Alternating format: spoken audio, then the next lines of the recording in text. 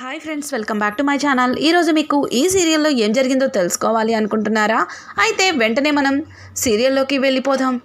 ఇక మాయని హాస్పిటల్లో జాయిన్ చేసి ఇంటికైతే వస్తుంది కావ్య.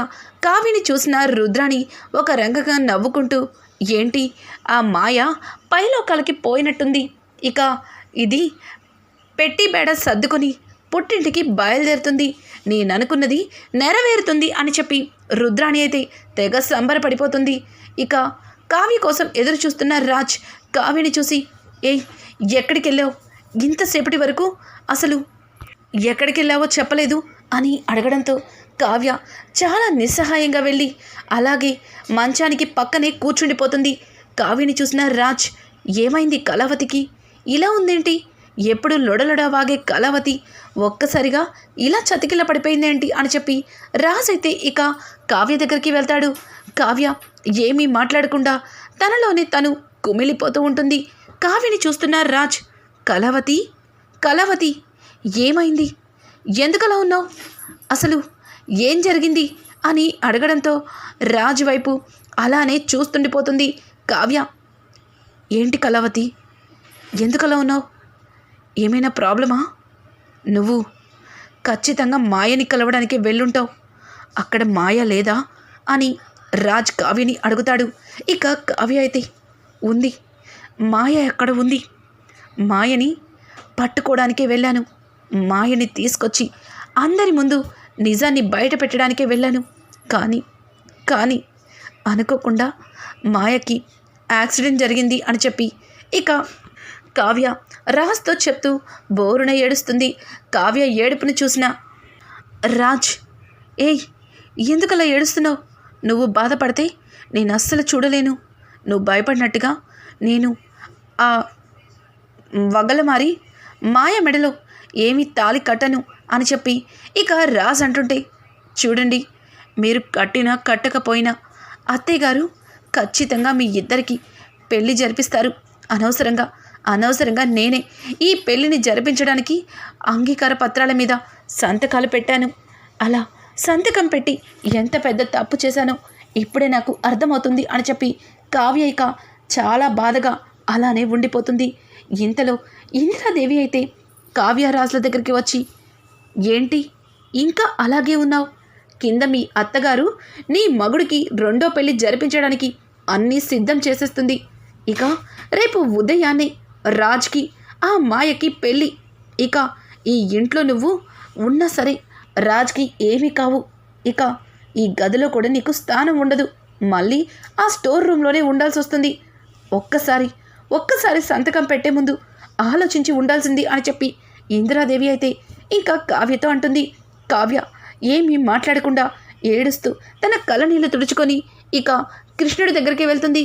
కన్నయ్య, ఎందుకయ్యా నాతో ఇలా ఆడుకుంటున్నావు, నేను ఏం తప్పు చేశాను కన్నయ్య, ఎందుకు నాకు ఇలాంటి పరీక్ష పెడుతున్నావు, నా భర్తని నా దగ్గరికి చేర్చినట్టే చేర్చి ఏదో ఒకటి నాకు అడ్డుగా నిలబడేలా చేస్తున్నావు, నేను ఏం తప్పు చేశాను, ఏం అన్యాయం చేశాను అని చెప్పి ఇక కావ్య దేవుడి దగ్గర కూర్చుని తనలో తను కుమిలిపోతుంది. ఇక ఇంతలో కావ్య అలా బాధపడుతుండగా రుద్రాణి కావ్య దగ్గరికి వచ్చి, ఏంటి పెట్టేబేడ సర్దుకొని నీ పుట్టింటికి బయలుదేరే టైం దగ్గర పడిందని దేవుణ్ణి వేడుకుంటున్నావా అని చెప్పి రుద్రాణి వెటకారంగా కావ్యతో మాట్లాడుతుంది. ఇక కావ్య ఒక్క మాట కూడా మాట్లాడకుండా సైలెంట్గా ఉంటుంది. ఏంటి కావ్య అంత సైలెంట్గా ఉన్నావు, మేం చేసిన కుట్రలన్నింటినీ బయటపెట్టి మమ్మల్ని అందరి మధ్యలో నిలబెట్టి మాకు శిక్ష పడేలా చేస్తానన్నావు, ఈ పెళ్ళి జరగదు అన్నావు, మరి చేతులు కట్టుకొని ఇలా దేవుడి దగ్గర కూర్చుని ఏడుస్తున్నావేంటి అని చెప్పి రుద్రాణి వెటకారంగా మాట్లాడుతుంది. రుద్రాణి మాటలకి ఇక కావ్య ఒక్కసారిగా పైకి లేచి, చూడండి రుద్రాణి గారు, మీరు అనుకున్నట్టుగానే ఖచ్చితంగా ఈ పెళ్ళి జరుగుతుంది అన్న మీ నమ్మకం వమ్మవుతుంది, ఈ పెళ్ళి జరగదు, నా కంఠంలో ప్రాణం ఉండగా నా భర్తకి మరొక పెళ్లి జరపడానికి నేను అస్సలు ఊరుకోను, కానీ ఈ పెళ్ళి ఎలా ఆపాలో నాకు బాగా తెలుసు అని చెప్పి కావ్య అక్కడి నుంచి వెళ్ళిపోతుంటే, ఇది ఇంకేం చేస్తుంది, ఆ మాయ అసలు ఈ లోకంలోనే లేదు, అలాగే ఆ బిడ్డ రాజ్ బిడ్డ కాదన్నా సాక్ష్యమే లేదు. ఇక ఈ కావ్య ఏం చేస్తుంది, అపర్ణ ఏం చేస్తుంది? ఖచ్చితంగా చిత్రతో రాజ్కి పెళ్లి జరిగే తీరుతుంది. ఈ రుద్రాణి అనుకున్నది నెరవేరుతుంది అని చెప్పి ఇక రుద్రాణి తన మనసులో అనుకుంటుంది. ఇది ఇలా ఉండగా ఇక్కడ చూస్తే మాయకి ట్రీట్మెంట్ జరిగి మాయ కోమాలో ఉండడాన్ని పదే పదే కావ్య కుమిలిపోతుంది. ఇంతలో అప్పు ఫోన్ చేసి కావ్యతో అక్క అక్క మాయ కోమాలో నుంచి వచ్చిందక్క అని చెప్పడంతో ఏంటి మాయ కోమాలో నుంచి వచ్చిందా?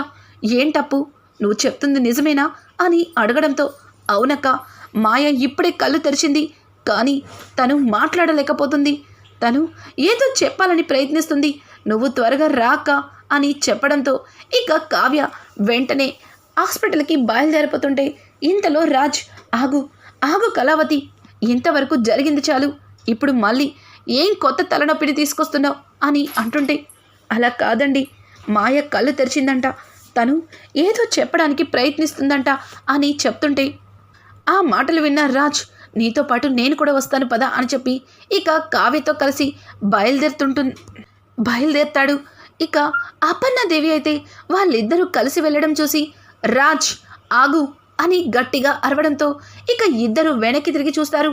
రేపు ఉదయాన్నే నీ పెళ్ళి, ఈ టైంలో మీరు ఎక్కడికి వెళ్తున్నారు అని అడగడంతో మమ్మీ కాస్త అర్జెంటు పనుంది మమ్మీ, ఇప్పుడు ఖచ్చితంగా వెళ్ళవలసిందే అని మాట్లాడుతుంటే ఏంట్రా ఏం మాట్లాడుతున్నావు, ఈ టైంలో బయటికి వెళ్ళడం ఏంటి, ఉదయాన్నే నీ పెళ్ళి పెట్టుకుని అది మానేసి ఇప్పుడు ఈ కావ్యాన్ని తీసుకుని ఎక్కడికి బయలుదేరుతున్నావు అని అంటుంటే ఇక ఇంతలో సుభాష్ అయితే అక్కడికి వచ్చి అపర్ణ ఏంటి గొడవ, వాళ్ళిద్దరూ ఏదో అవసరమని బయటికి వెళ్తున్నారు కదా, నువ్విలా వాళ్ళని ఆపడం ఏమాత్రం బాగోలేదు అని అంటుంటే చూడండి మీ అందరికీ నా మీద చాలా కోపం ఉందని నాకు తెలుసు, కానీ ఉదయాన్నే రాజ్కి మాయకి పెళ్ళి ఉంది, మరి ఈ టైంలో రాజ్ బయటికి వెళ్తానంటే చూస్తూ ఎలా ఊరుకుంటాను అని చెప్పి ఇక అపర్ణ మాట్లాడుతూ ఉంటే అపర్ణ మాటలకి కావ్య ఏవండి మీరు ఇంట్లోనే ఉండండి, నేను ఒక్కదాన్నే వెళ్ళొస్తాను అని చెప్పి కావ్య మాట్లాడడంతో ఆ మాటలకి చెప్పిందిగా తను వెళ్ళొస్తుందంట్లే, నువ్వు ఇంట్లోనే ఉండు అని చెప్పి ఇక అపర్ణ రాజ్ని చాలా నిర్దాక్షిణ్యంగా చెయ్యి పట్టుకుని లోపలికి తీసుకెళ్ళిపోతుంది. కావ్య వెళుతూ ఉండగా ఇక కావ్యని పిలిచిన సుభాష్ అమ్మ కావ్య నీతో పాటు నేను వస్తానమ్మా అని చెప్పడంతో మావయ్య గారు మీరొద్దులేండి పర్వాలేదు నేను వెళ్ళొస్తాను అని అంటుంటే చూడమ్మ కావ్య నువ్వు ఇప్పటికే మా కోసం చాలా చేస్తున్నావు, ఇప్పుడు కూడా నిన్ను ఒంటరిగా వదిలిపెట్టలేను, పదమ్మా నువ్వెక్కడికి వెళ్తున్నావో అక్కడికి నేను కూడా వస్తాను అని చెప్పి ఇక సుభాష్ కావ్యతో బయలుదేరుతాడు. హాస్పిటల్ దగ్గరికి వెళ్ళాక సుభాష్ ఏంటమ్మా హాస్పిటల్కి తీసుకొచ్చావు అని అడగడంతో రండి మావయ్య గారు రండి అని చెప్పి ఇంకా కావ్య సుభాష్ని తీసుకుని లోపలికైతే వెళ్తుంది. ఇంకా అక్కడ స్పృహలోకి వచ్చిన మాయ సుభాష్ని చూసి ఒక్కసారిగా ఎమోషనల్ అవుతుంది. సుభాష్ని చూస్తూ సార్ సార్ మీరు మీకు మీకు ఒక నిజాన్ని చెప్పాలి అని చెప్పి ఇక మాయ మాట్లాడుతుంటే మాయ మాటలకి సుభాష్ ఏం చెప్పాలనుకుంటున్నావు చెప్పు, అసలు నువ్వు నాకు ఏం నిజాన్ని చెప్పాలనుకుంటున్నావు అని అడగడంతో అది ఇన్ని రోజుల నుంచి మీ దగ్గర ఒక నిజాన్ని దాచిపెట్టాను, అది అని చెప్పి మళ్ళీ ఇక మాయ సృహ కోల్పోతుంటే మాట్లాడు నువ్వు ఏం నిజాన్ని దాచిపెట్టావో చెప్పు అని చెప్పి ఇక పక్క నుంచి కావ్య మాయని అడుగుతుంది.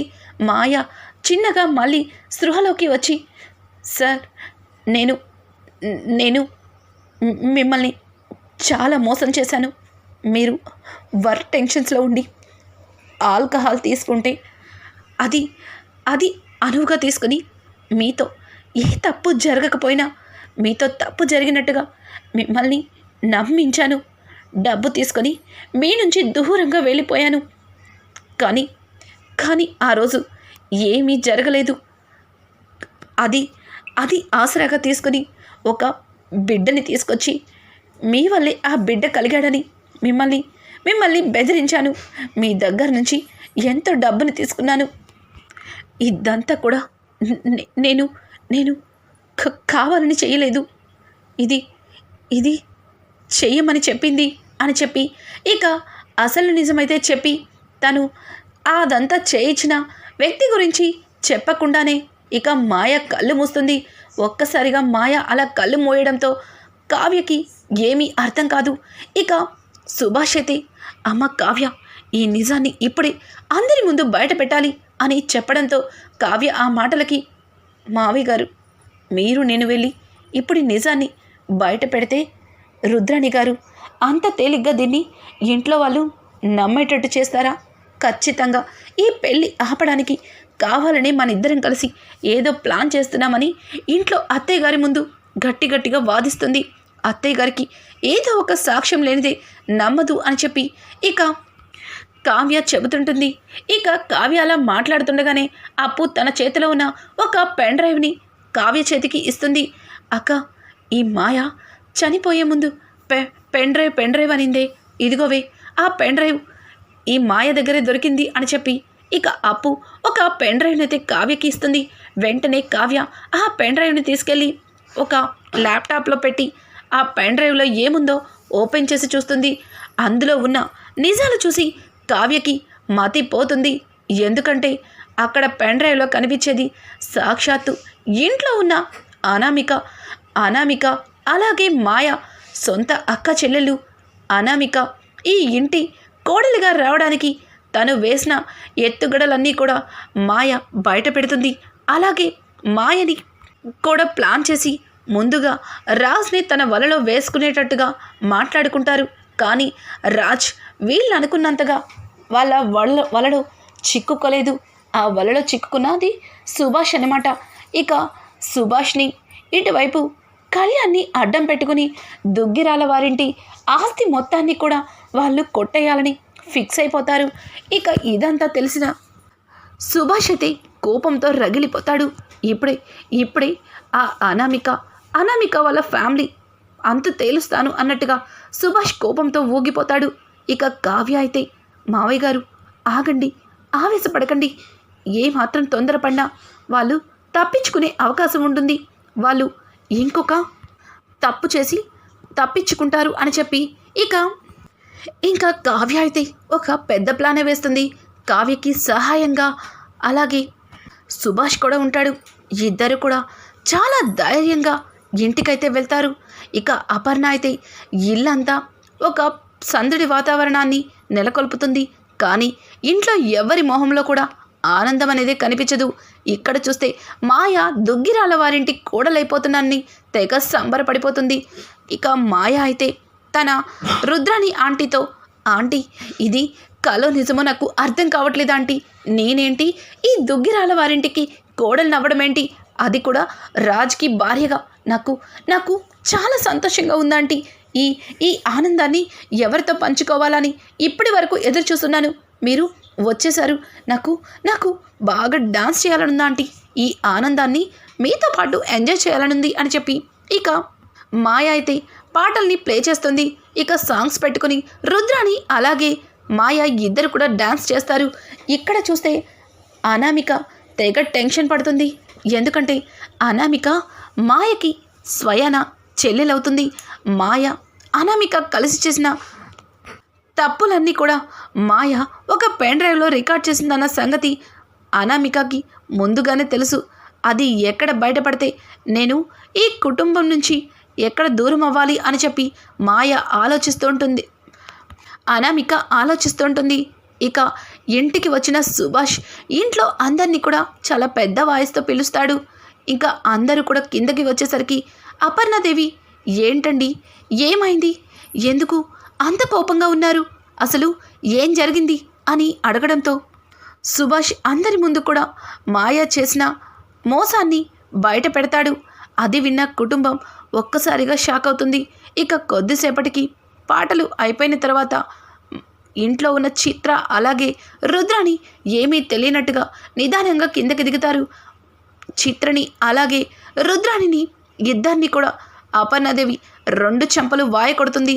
ఇక రుద్రానికైతే ఏమీ అర్థం కాదు. ఏమైంది వదినా, అసలు ఏం జరిగింది, నన్నెందుకు కొడుతున్నారు అని అడగడంతో నువ్వు చేసిన నిర్వాకానికి నిన్ను కొట్టడం కాదు చంపేయాలి అని చెప్పి ఇక రుద్రాణి మీదైతే అపర్ణ కోపంతో ఊగిపోతుంది. అపర్ణకి నిజం తెలిసిపోయింది అన్న నిజం రుద్రానికి లేటుగా తెలుస్తుంది. ఇక రానున్న ఎపిసోడ్స్ అయితే మరింత ఇంట్రెస్టింగ్గా మారబోతున్నాయి.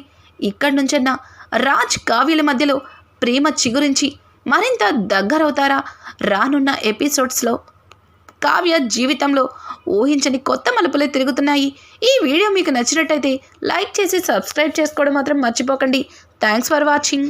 Hi friends, welcome back to my channel.